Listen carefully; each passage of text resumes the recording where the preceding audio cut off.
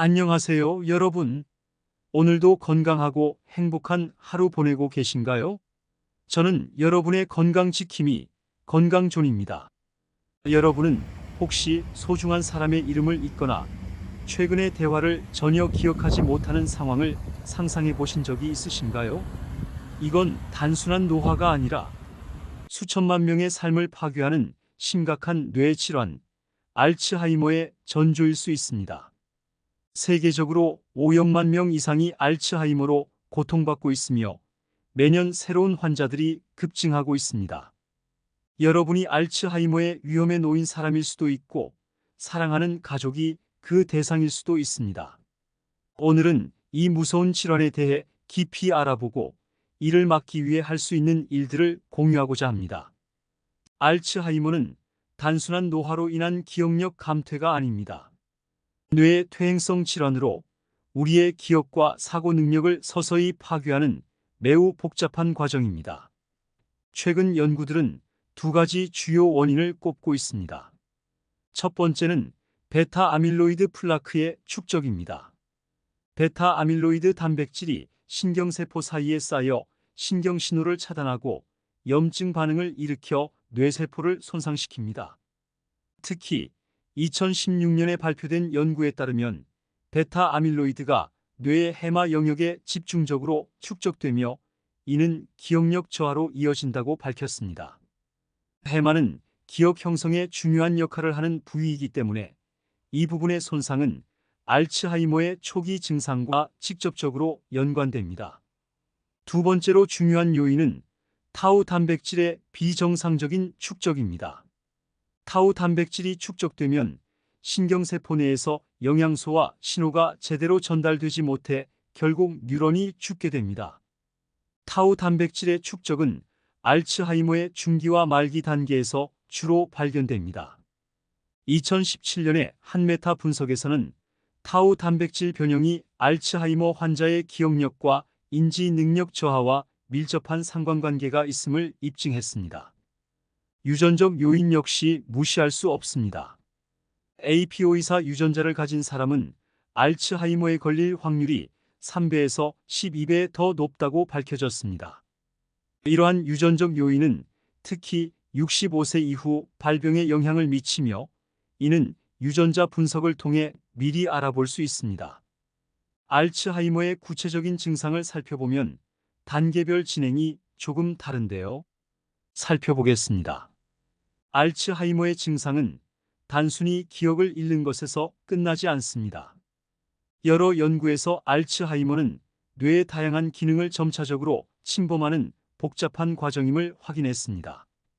각 단계별로 증상이 조금씩 다르며 이를 잘 이해하는 것이 중요합니다.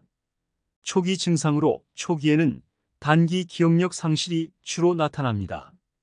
예를 들어 최근에 했던 대화를 잊거나 중요한 약속을 깜빡하는 일이 증가합니다. 2010년의 한 연구에서는 알츠하이머 환자 중 80%가 초기에는 이러한 경미한 기억력 감퇴로 시작한다고 보고했습니다. 중기 증상은 시간이 지나면서 인지 기능과 문제 해결 능력이 크게 저하됩니다. 이 시점에는 시간, 장소, 사람에 대한 혼란이 심화되며 스스로 간단한 일도 처리하지 못할 수 있습니다. 중기 알츠하이머 환자는 자주 길을 잃거나 가족의 얼굴을 기억하지 못하는 상황에 놓이기도 합니다. 알츠하이머의 마지막 단계에서는 언어 능력 상실과 자기인식의 붕괴가 나타납니다. 이 시점에 이르면 환자는 의사소통이 거의 불가능하고 심지어는 기본적인 일상생활도 스스로 할 수 없습니다. 2019년에 한 대규모 임상 연구에서는 알츠하이머 말기 환자의 평균 생존 기간이 진단 후 710년임을 밝혔습니다. 그렇다면 알츠하이머 개선에 도움이 되는 음식은 어떤 게 있는지 과학적 근거와 효과를 바탕으로 알아보겠습니다. 음식은 우리의 뇌 건강에 매우 중요한 역할을 합니다. 수많은 연구 결과에 따르면 알츠하이머 발병 위험을 줄이는 데 도움이 되는 식단이 있습니다. 첫째, 지중해식 식단이 있습니다. 2020년의 한 연구에 따르면 지중해식 식단은 알츠하이머 발병률을 약 40% 감소시킨다고 합니다. 이 식단은 항염증 성분이 풍부한 올리브유, 생선, 채소, 통곡물 등을 포함합니다. 특히 생선에 함유된 오메가-3 지방산은 뇌세포 보호에 중요한 역할을 하며 염증을 억제합니다. 둘째, 블루베리입니다. 블루베리에는 항산화제가 풍부한데 특히 안토시아닌이 뇌세포를 보호하고 산화 스트레스를 줄이는 데 효과적입니다. 하버드 의대의 연구에 따르면 블루베리를 꾸준히 섭취한 그룹은 기억력과 인지 기능이 향상되었습니다. 셋째, 견과류입니다. 특히 호두는 폴리페놀과 오메가-3 지방산이 풍부하여 신경세포 보호와 재생에 긍정적인 영향을 미칩니다.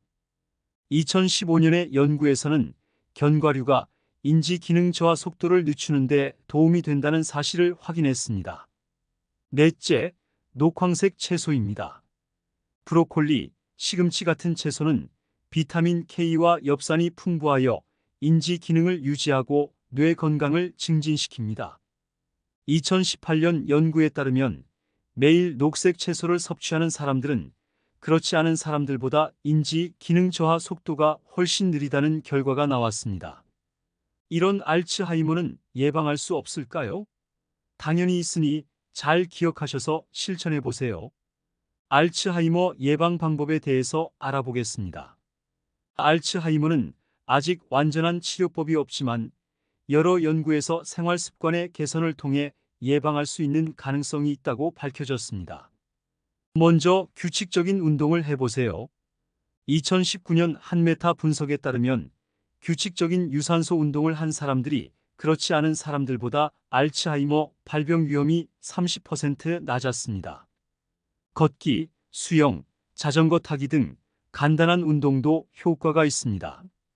다음으로 뇌 자극 활동이 정말 중요합니다.